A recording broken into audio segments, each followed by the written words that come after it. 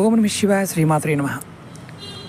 ఈరోజు మనం ఈ షార్ట్ వీడియోలో శని త్రయోదశి నాడు ఎవరైతే శని ప్రభావం చేత బాధపడుతున్నారో, అలాగే రాహుగ్రహ ప్రభావంతో బాధపడుతున్నారో వారు ఈ తేలికను ఉపాయం చేయండి.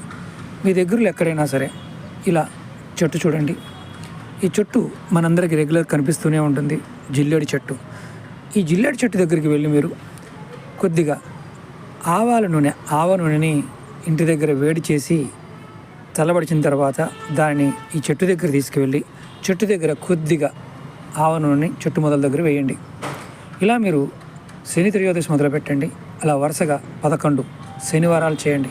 మధ్యలో పీరియడ్స్ టైం ఇలా ఉన్నప్పుడు దాన్ని వదిలేయండి.